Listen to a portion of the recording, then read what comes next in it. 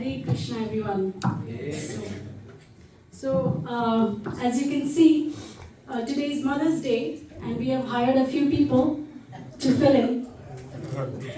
So you see, group of people, right? So mothers are juggling with various things at the same time. They don't have two hands and one brain. They have many brains, and within the same brain there are multiple tracks that are going on. One is the baby track, work track, husband track, home track. There are so many tracks that are in parallel in a mother's brain, right? So this is another one for you. There's this company called Motherhood Inc.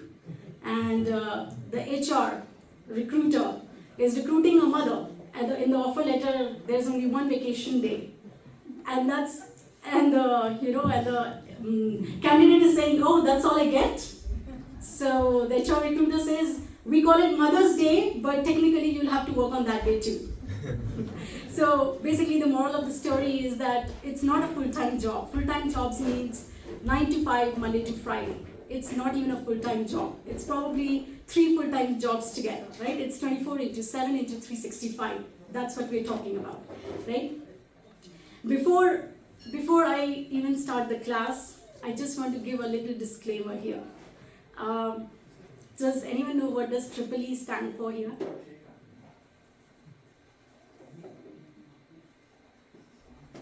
All right. Okay, no one can guess that because I only made that acronym. I think this needs to come up a little bit.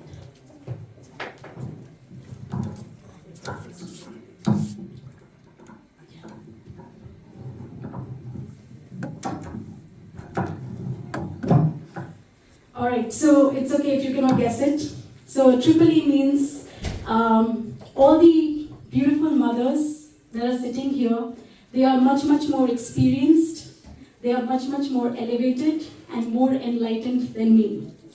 I just have a 2.5-year-old.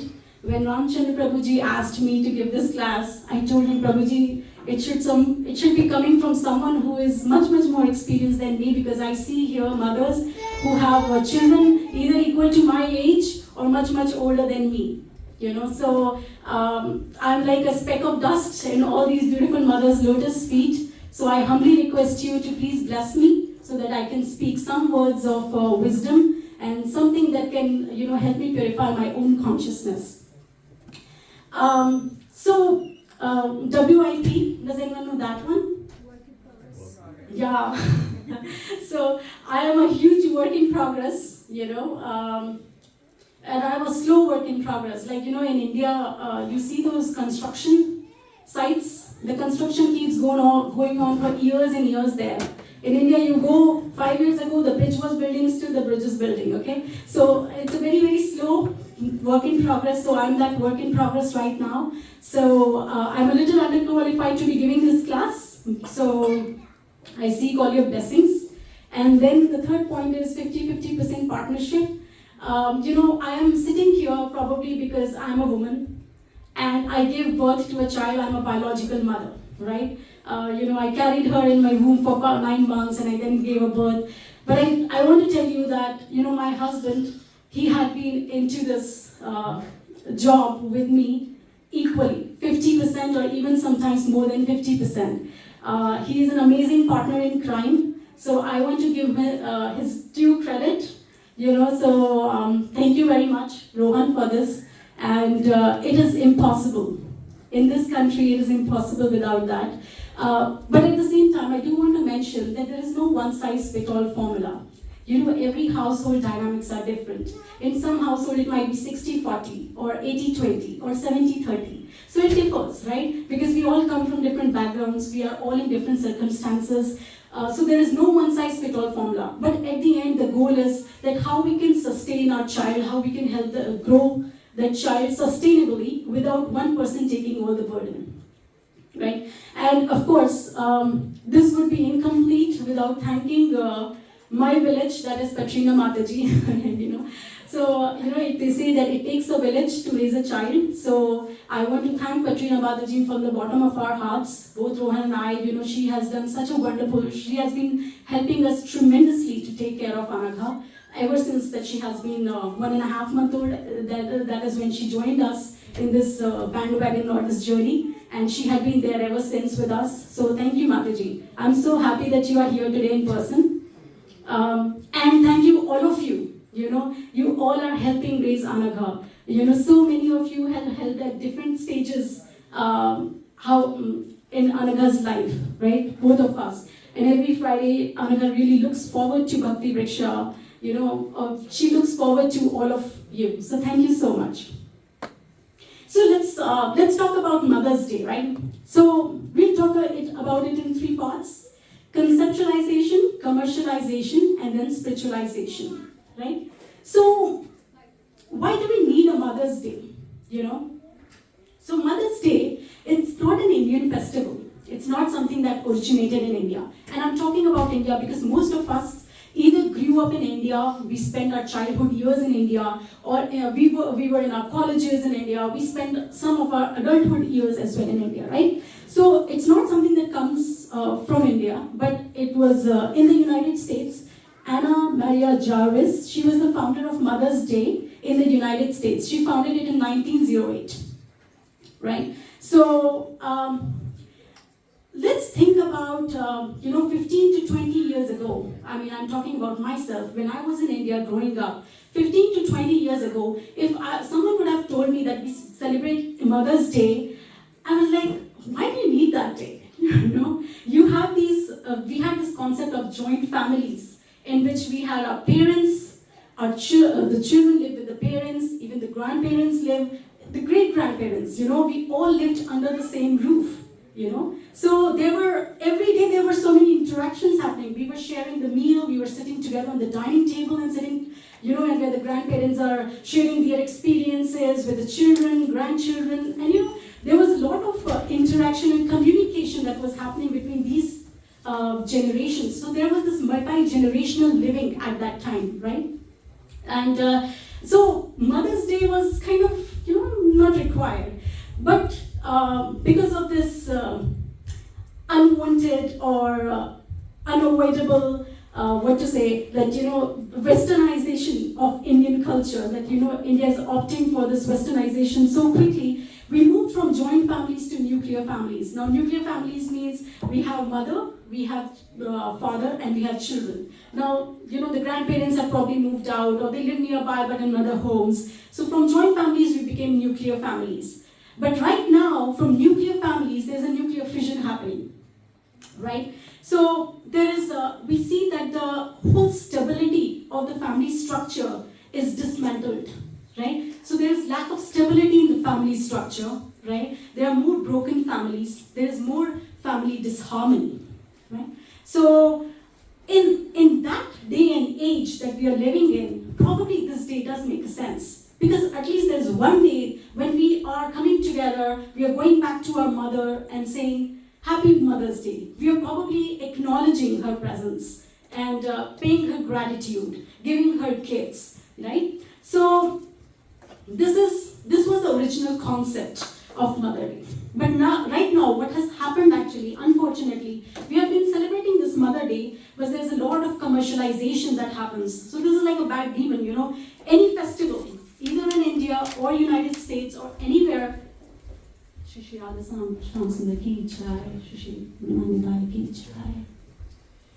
So a lot of commercialization that has happened, right? So, for example, in Christmas, what do people usually think for in Christmas? Santa Claus. Santa Claus is more famous than Jesus Christ himself. How many of you actually remember, today Jesus Christ was born? All we are thinking about is exchanging gifts, right? So that is what it had been reduced to, right? Similarly with Diwali, in Diwali, what we are thinking of is where to get your best sweets from, Haldiram's, Bikaner wala, and where to get your firecrackers from, where we are getting the best. Oh, neighbor got this firecracker, why don't I have it, And so all these festivals have been just reduced to these commodities that we can own, we can possess, we can use, we can enjoy. Similarly with Ganesh Chaturthi. So I was listening to, his Chaitanya Charan Prabhuji's lecture, and he was sharing that one day he was given an opportunity to speak at a Ganesh Chaturthi festival in India, in Maharashtra. So he went there to speak, and there these guys take all Bollywood songs, all dhamaka, dhoom machale, dhoom, like, all Bollywood masala. So, Prabhuji asked them politely that, this is Ganesh Chaturthi, why you guys are playing Bollywood songs? And they're not even devotional songs, they're like totally vulgar songs they are playing. So they said, Prabhuji, Ganesh is Bhakta Vatsal. Whatever Bhakta likes, Ganesh likes. So, he was very stunned and surprised. He's like, okay, fine. So basically, you see that how the meaning of these festivals have been lost. What was the religious significance? Why do we celebrate these days? So they have been reduced to just few rituals and then just enjoying, There's a lot of commercialization that has happened. But the good part is that we all belong to this ISKCON family. In ISKCON, if someone asks you what is the Mother's Day, you will say Radha Ashtami. What's the Father's Day? That's Janmashtami, right? But we have got this extra day to glorify all the mothers, right? So let's do some spiritualization of Mother's Day, right? So I will play one video here, okay? Can we switch off the lights by any chance? It will be more effective. Shall I try?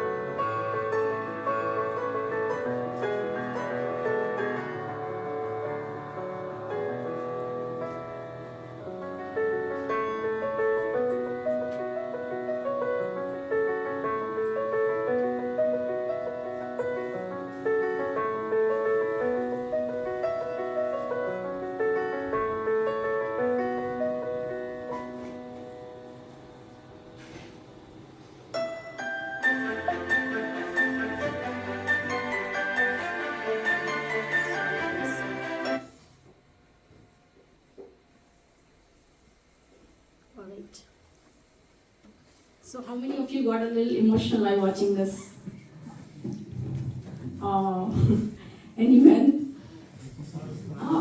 See, we all are, it's not just about women, right? We all have these little mothers in our hearts, right? That's why we got emotional watching it, right? So now, question, who is the ultimate mother? Who? Krishna? Srimati Radharani? Anyone else? Any other guesses? Maybe Mother Yashoda? Devaki? I know, how many of you say Krishna? How many of you say Srimati Radharani? Some people are just they're waiting for the right answer. Alright, so Rukmavati Mataji, you said it's Krishna. Can you tell me why? Where does Krishna mention this? Yeah? Do you want to quote the verse? I don't remember. Okay, alright, yeah, Mataji is right. So basically, Krishna is the ultimate mother, right?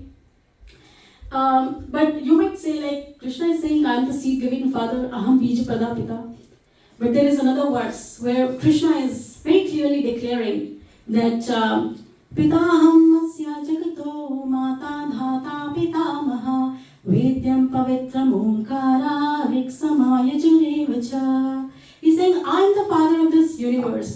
mother, the support, and the grandsire. I am the object of knowledge, the purifier, and the syllable Om. I am also the Rig, the Psalm, and the Yajurvedas. Right? So he's very clearly mentioning that I am the mother. Right? And also, there's this very famous prayer, which probably we used to sing when we were in our school, in the morning assembly. At least it used to happen in my school, where we used to sing this, right? Tvameva mata cha pita tvameva, tvameva bandhu cha sakha tvameva, tvameva vidya dravidam tvameva, tvameva sarvam mama deva deva. You truly are my mother, and you truly are my father. You truly are my relative, and you truly are my friend. You truly are my knowledge, and you truly are my wealth. You truly are my all, my God of gods. Right?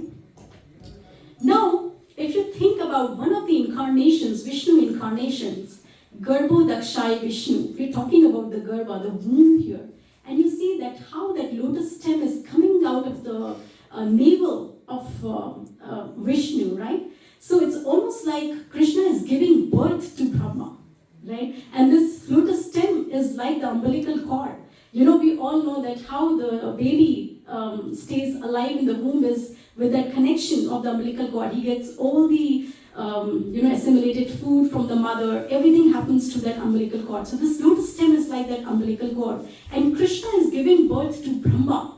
Lord Brahma is actually the creator of this entire universe. And Krishna is giving birth to the creator of the creator. So he is actually the ultimate mother, right? And in Bhagavad Gita, verse 18.66, anyone would like to recite that verse? Very famous, it's there. Anyone would like to just, please go ahead, Mataji. सर्वधर्मान् परित्यज्य मामेकं शरणं व्रज अहं त्वां सर्वपापेभ्यो मोक्षयिष्यामि मा शुचः. Yeah, so in this one, thank you, Mataji. So in this one, Krishna is saying, Sarvadharman parityaja. All those mothers, if you have experience with babies, how the babies keep crying. When they're really small, all they do is they raise their hands up in the air and they cry. And every cry of a baby is different. Like if it's a hunger cry, it's different. If it's a fussiness cry, it's different. Discomfort cry, different. Pain cry, different. Colic cry, different. And people around you might say, oh, this baby's crying. The mother knows why this baby's crying. Oh, this cry is hunger cry. They have a little type of hunger cry.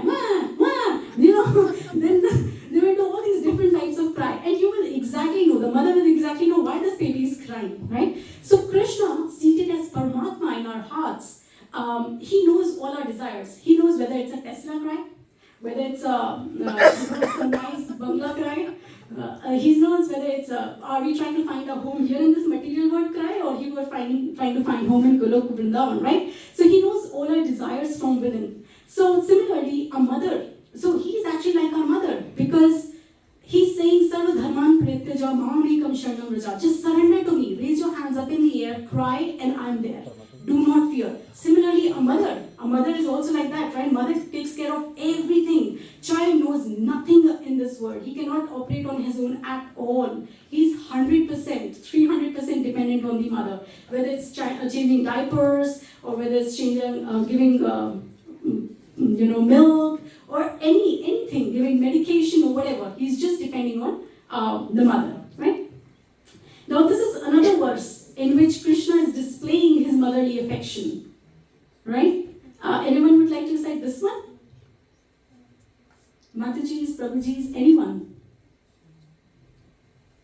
Samoham sarva bhuteshu name dveshosti ma priya ye bhajanti tumam bhaktya mayi teshu chapyaham. Yeah, thank you, Prabhuji. So Krishna is saying, I'm equally disposed to all living beings. I'm neither inimical nor partial to anyone. But the devotees who worship me with love reside in me, and I reside in them. Right? So now Krishna, as a mother, he's equal to every child. Now, mothers who have more than one child here, I want to ask you, you must have seen that these kids, all your kids, they are all born out of mother and father, same mother be very obedient, very well behaved, very disciplined, follow all the rules and regulations, and the other child is rowdy, he's a little mischievous, naughty, more smart, and he can outsmart you guys. So, you see this different types of personalities. They are coming from the same set of parents. Similarly, we all, as Krishna's Amshas, Mamei Vamsho Jeevaloke, right? We are all part and parcel of Krishna. We are 8.4 million species. Within humans, we are 400,000 types of species. And, we all have different personalities. Now, Krishna is saying, I am equipoised to everyone. A mother loves all her children equally. There is no way. My mother, she has 4 children. We are 4 of us.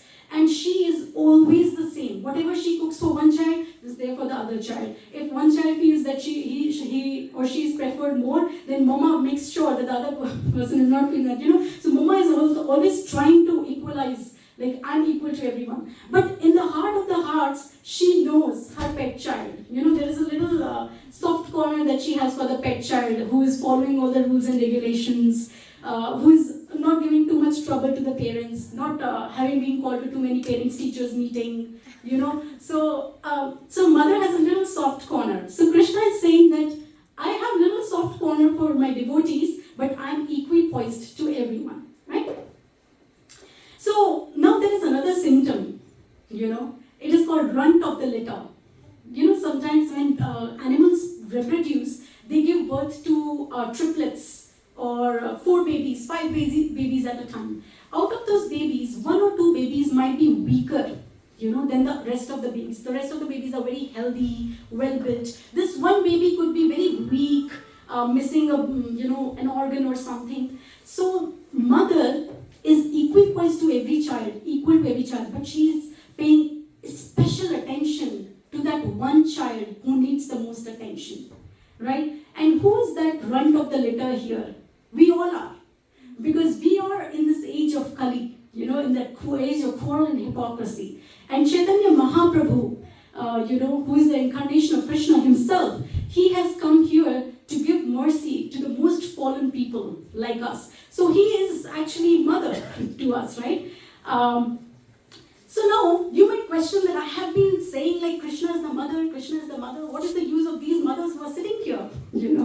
So Krishna is the source of all love.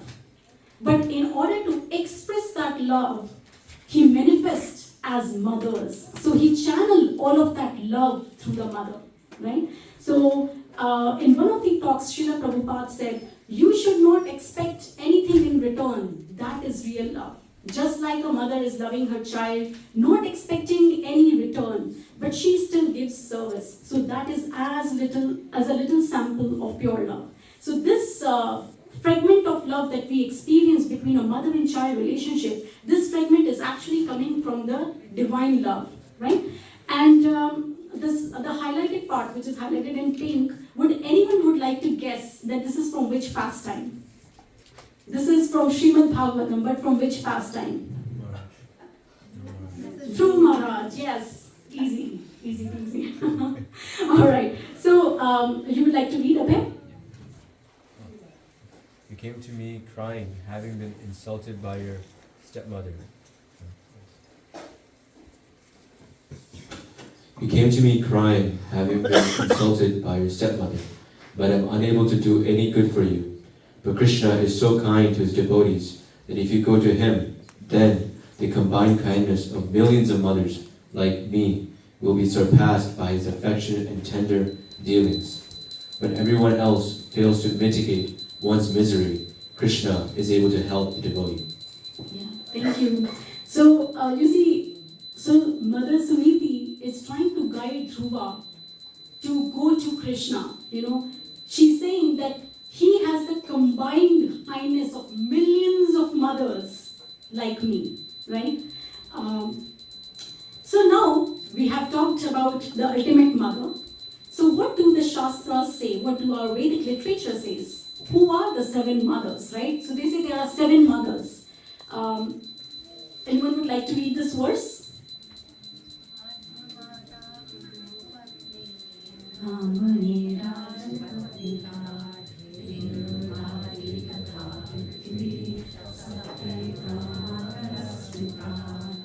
Thank you, Mataji. So there are 7 mothers.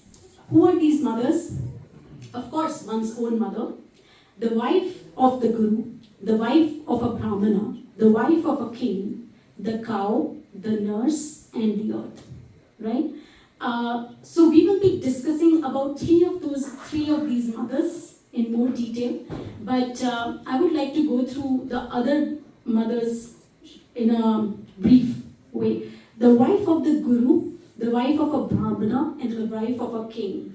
So for example, wife of a guru, right? If you have a diksha guru or a shiksha guru who is married and has a wife, his wife is like your mother, right? So in a general setting like this, we should consider we all talk to each other like Prabhuji and Mataji. So every other person, every Mataji who is sitting here, who is not your wife, is probably like your mother. That is what we are saying, basically. A wife of a brahmana, right? And the wife of a king. So wife of a king, for example, Mother Sita, she's like our mother, So wife of all the kings, I know there's no monarchy anymore, there's no king or queen concept anymore. So someone might ask, shall we consider the Joe Biden's wife as our mother? Sure, why not? Because, not mother in a way she will not be coming to personally hug you and motherly affection. But there's a certain understanding that, that she's also another living entity, having that compassion for her, and she's elder to us, giving that due respect. To be very honest, I listen to a lot of Michelle Obama lectures, and I take a lot of inspiration from her. She does not know me, but I know her. So there's so many mothers out there who are wives of such famous people. But these wives have contributed so much in the success of their husbands, like Michelle Obama, for example, right? So you can listen to her, and she talks really nice. She really practical stuff she talks, right? Especially for women. So, you can actually consider her as someone who's guiding you. So, and the nurse, of course, nurse meaning anyone who takes care of the child, during the birth or however. So that is also a mother, right? Alright, so I have one more video to show. Can you put that mic back? Who's feeling sleepy? Okay, no yawning yet. Alright, so this is another video. Can we turn off the lights, please?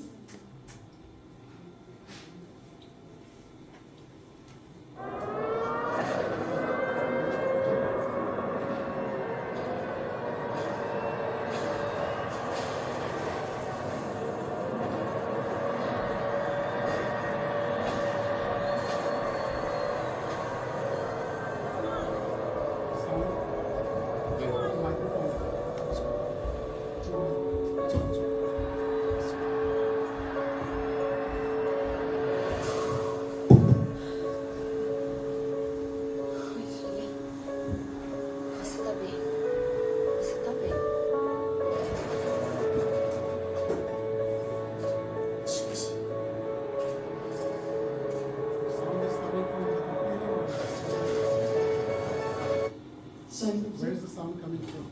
His computer. Actually, it's coming from here. I don't know why. It might be- But it should be coming from there.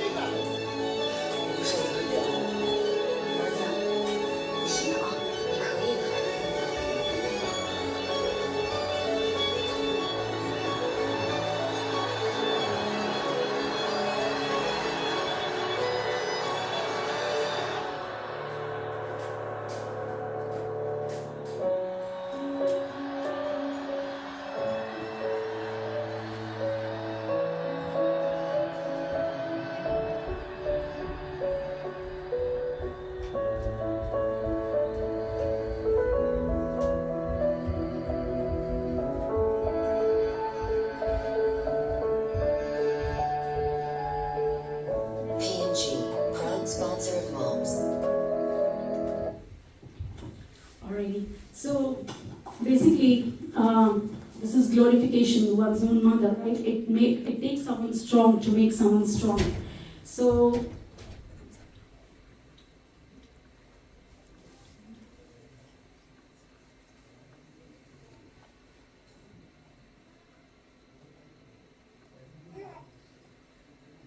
So the hand that rocks the cradle rules the world, right?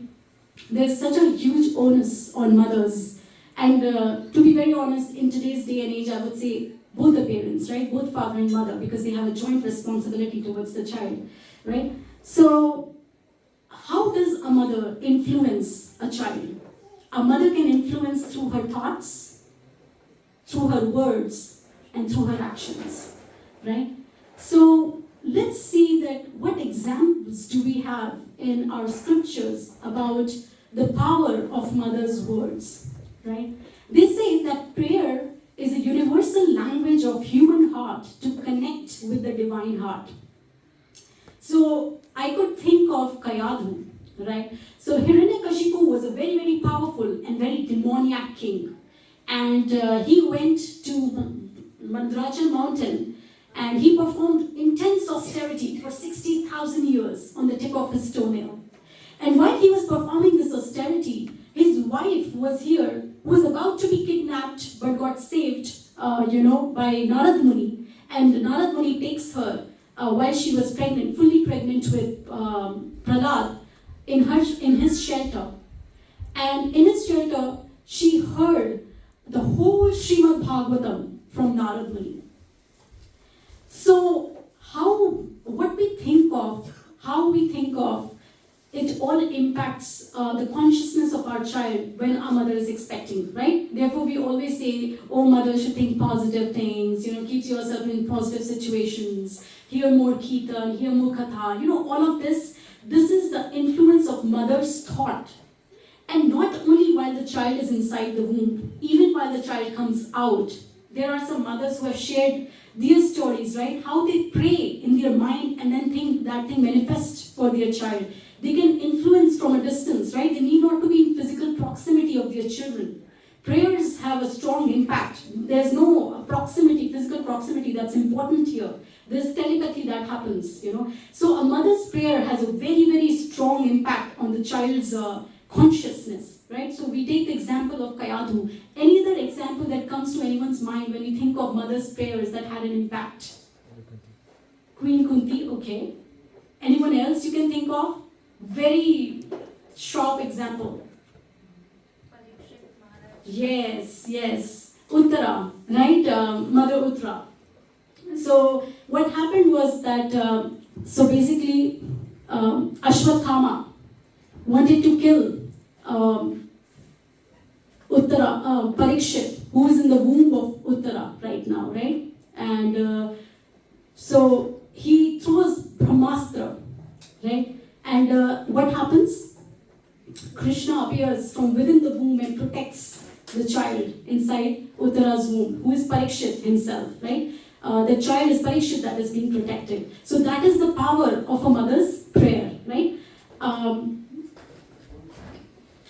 then we talk about the power of mother's words. So there was this, who knows this guy on the top right corner? The top, yeah. Anyone knows him? He invented bulb. Yes. Okay. Thomas Alva Edison, right? So basically, most of us know that story in which at school he was being asked, his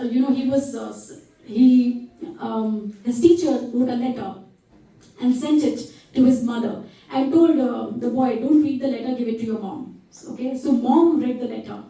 Thomas Alva Edison came back home, gave the letter to the mama, and mother is reading this letter. She had her eyes full of tears, and she was very heartbroken when she read what is in the letter.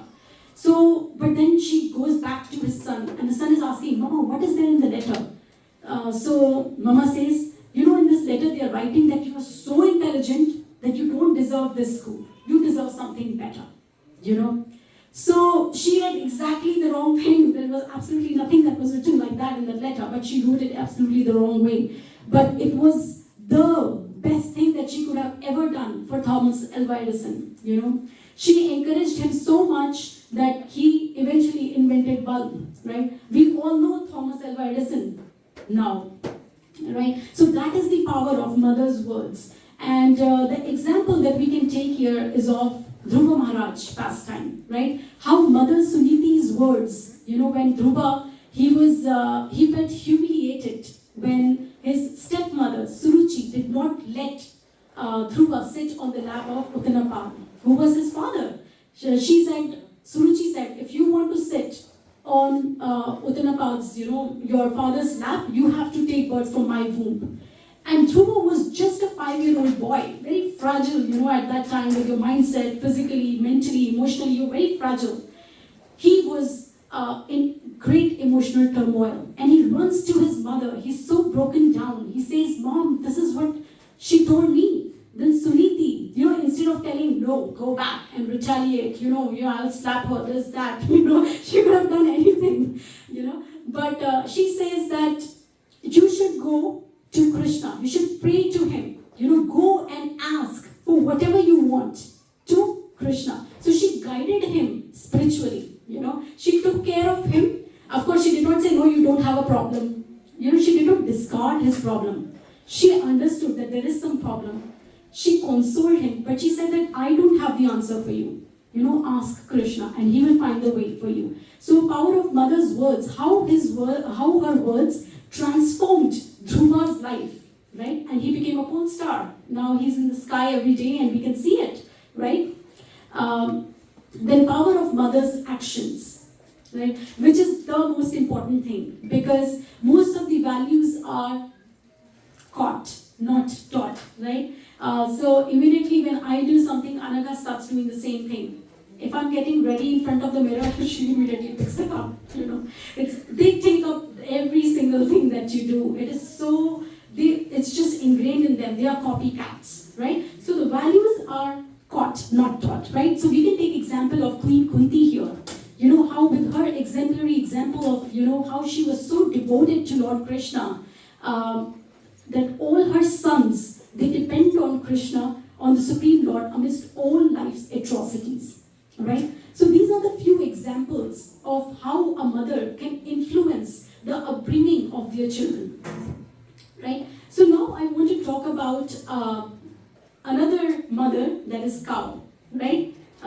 She is considered as mother, and in Hindu tradition, we all know, right? We don't eat beef, you know, that is considered, we can eat in India, usually people eat everything, but they abstain from eating meat. But so cow is considered as one of the mothers, and cow is a very, very special animal.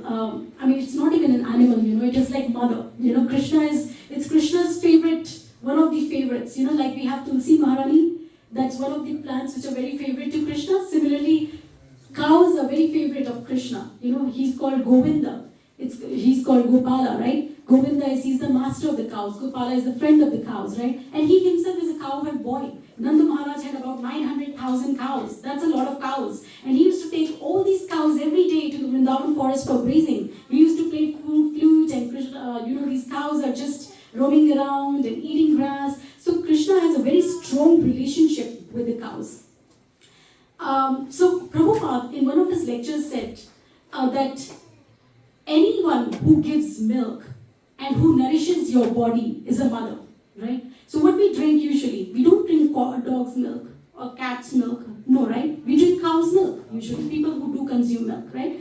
So, so in a way, cow is actually our mother, right? Because it is nourishing, she's nourishing our body, right? But unfortunately, India, you know, where we worship cows, India is actually one of the biggest exporters of beef across the world. So India exports beef. They don't consume beef as such, but they export it, you know. So, and there are about 900,000 cows that are slaughtered every day, you know. So these are the statistics that I'm taking. I know most of us, we don't even consume meat, forget about cows, right? So you must be thinking that what should I do? Like, why are you giving me this lecture then, right? So, cows, basically, it is about behind those walls of the slaughterhouse, right? So these cows, they are actually artificially inseminated. Okay, artificial insemination means injecting semen and things like this so that they can reproduce, right? And they give one birth every year. Think about in humans, if a mother starts giving birth to one child every year, what will happen to the mother? It is that crazy. It's a very, very dire situation, just because we don't see it, it does not mean it's not happening. It's happening, right? So because these cows, they give birth, and these are dairy cows, right? Because they have to keep producing milk. That's the whole industry about, the whole dairy industry, milk, butter, cheese, this, that. It's all coming from these cows. And eventually these cows are slaughtered, right? And within a matter of 3 or 4 years, they are considered spent. Means that they cannot reproduce anymore, so they cannot give any more milk. So better just slaughter them. And worst of all is that when they produce children, those children are taken away from the cow right away. They are called weed, So they are taken away they are taken away from the mother right away, so that all the milk can be used by all of human consumption, right? And these small babies and the mother, you can actually see them crying in separation of each other, because all these mammals, they experience the same love that a human mother feels for a human child. Okay. So now you must be thinking, we don't eat meat. What shall we do here, right? So of course, point 1 is abstain from consuming meat, which most of us do. Consider buying slaughter-free dairy farm milk, right? So I understand, it's not possible for all of us. Sometimes there are financial constraints and stuff like that. But it is expensive on pocket, but it is cheap on karma, So as much as we can, we should switch to options like these, which are available to us in whatever ways they are available to us, right? And we can raise more awareness amongst our social circles. Like if there are people whom our children, for example. Children are the easiest people that you can convert to vegetarianism, I can tell you. They are very soft-hearted, but they have been hardened because of all this culture around them, Just show them some video. The whole YouTube is full of videos of slaughterhouses. There is no dearth of content. I got converted myself even before I joined Krishna consciousness, because I did a deep research on this. Because I wasn't ready to just leave eating meat because Krishna consciousness is saying that, I wasn't ready to do that. So I did my whole research myself. I watched a lot of documentaries. I read a lot of books. And then I really found it's not worth it. I mean, this is way too much happening behind the scenes. And all we see is that one little piece, which is a part of a big animal that has been dismembered, mutilated and butchered upside down, right? So I abstain from posting some pictures here because I know it will get very graphic, but it is actually very, very disturbing. You cannot sleep at night if you watch something like that.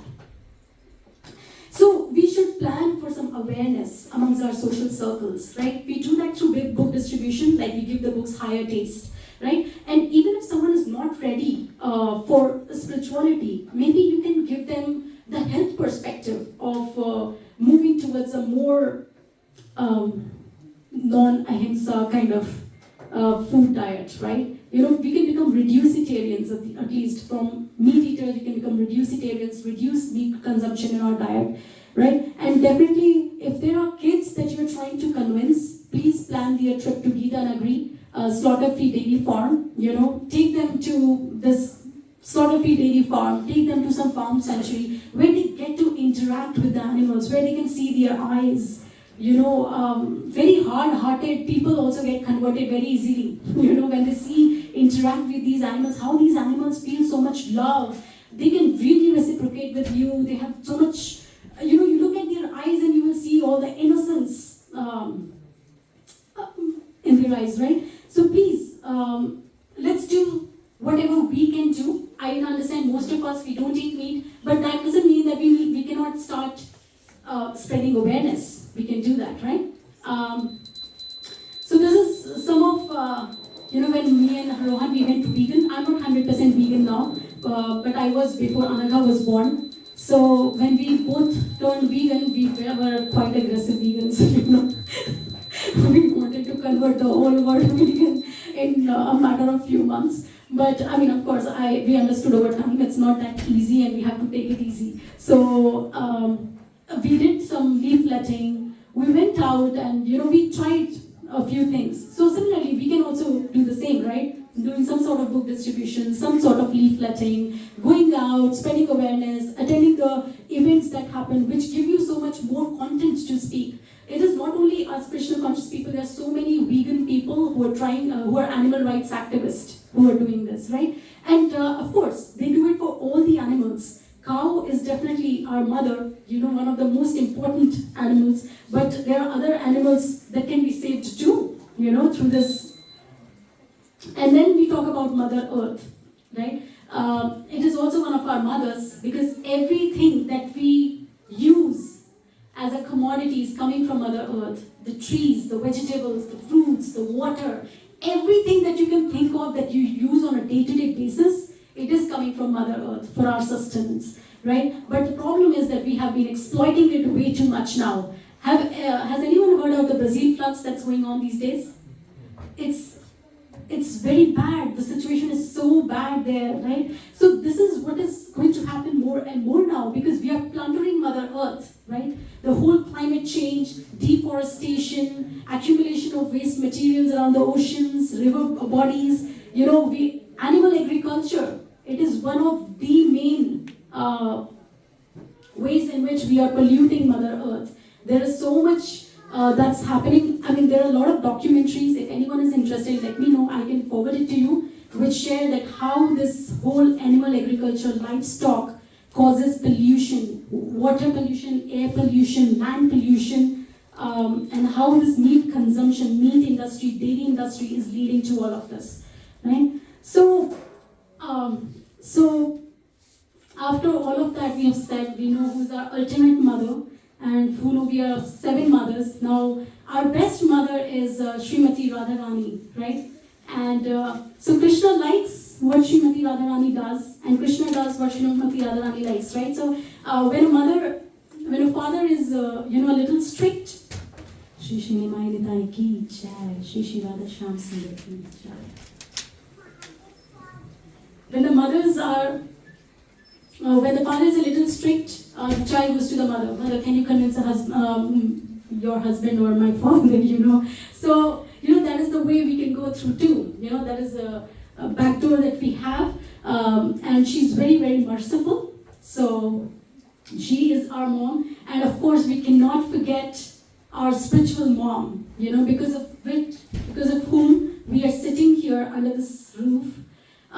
He gave us the real food of the soul. We watched a video, right, that how a mother clothes, she feeds, she takes care of the baby in all aspects. So we are all like babies of Srila Prabhupada himself. So he gave us this food for the soul. He gave us a higher taste, right, with the spiritual package of Krishna consciousness. He provided us the ultimate shelter. He told us, what is your ultimate shelter, right? It is the lotus feet of Lord Krishna. And he clothed us in the teachings of Srimad Bhagavatam and Bhagavad Gita, right? So he wrapped us around, giving us protection from the cold outside, right? Matras Parshas Tagonteya, there's so much cold outside.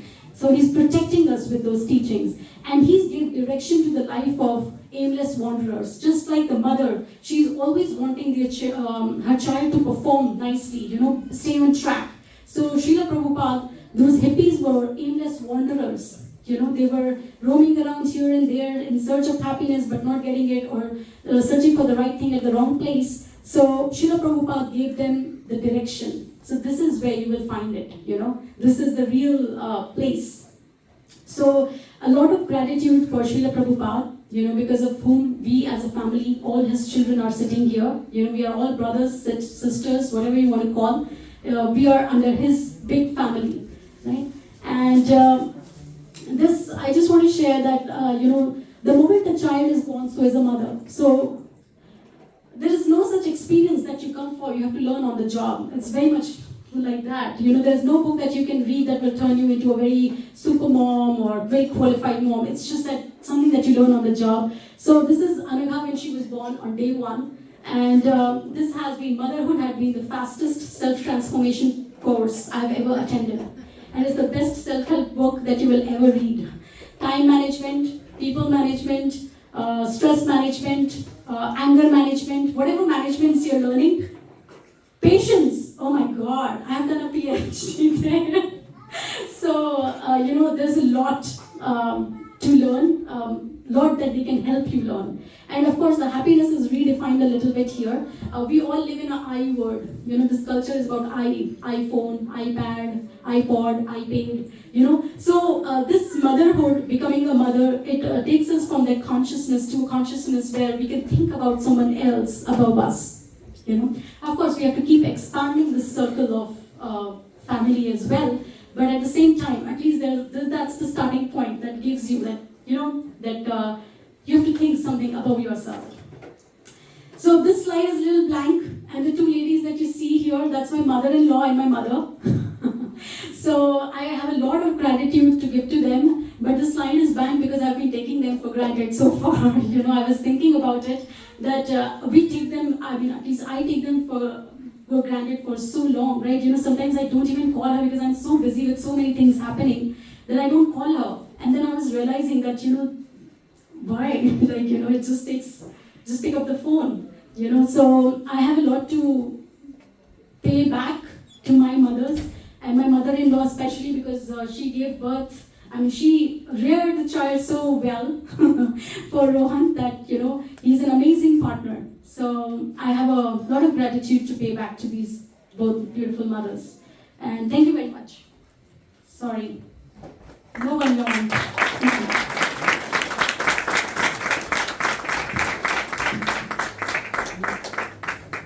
Anyone, any thoughts, questions, rotten tomatoes, vegan eggs? Yes, Prabhuji.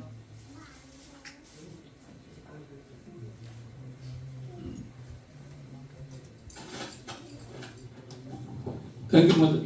So you were talking about the animal agriculture industry, right? What do you mean by that? Animal agriculture is just like Prabhuji, agriculture. मतलब हम crops grow करते हैं ना, जैसे ही ऐसे ही animals को grow किया जाता है. उनको you know, literally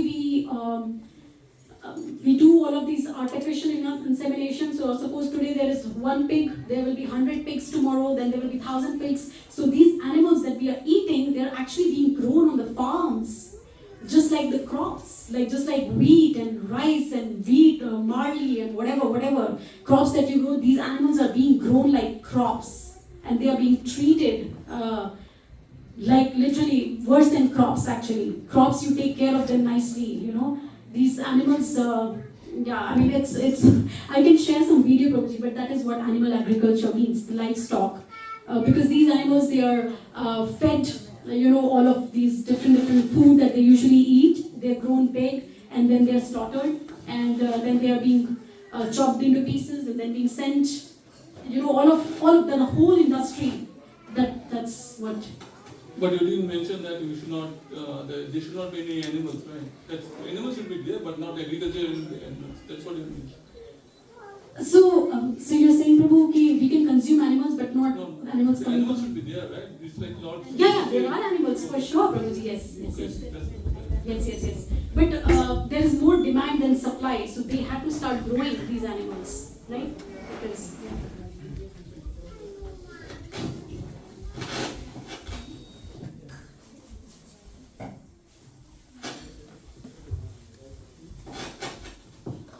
Mataji for the lecture.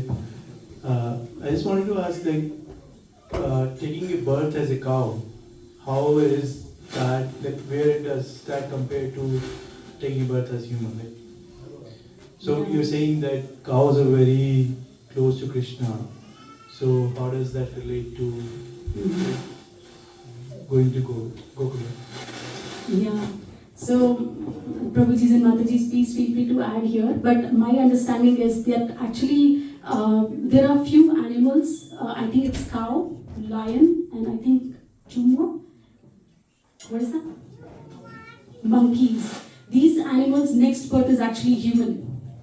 Yeah, so they are the closest to being a human being, right? So I would personally say, based on my practical understanding, all these mammals that you see around you, they are very, very close to taking birth as a human because their consciousness is much, much more refined as compared to those lower species of life like a snail or a cockroach or all of these species, right?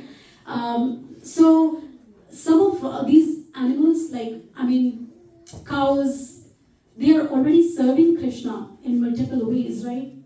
So, for example, if they are giving milk to devotees and devotees are consuming that milk, they're actually offering that milk.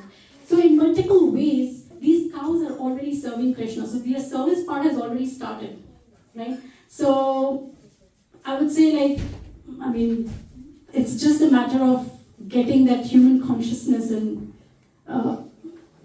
But I do think that taking birth as a human is a stepping stone towards liberating themselves from this consciousness, from this bodily, animal bodies. Yes. Anyone else would like to add anything here? Who has more understanding on this, please? Okay. Prabhuji, would you like to add something? Okay. Yes. Alrighty, thank you very much, everyone. Thank you for patiently listening.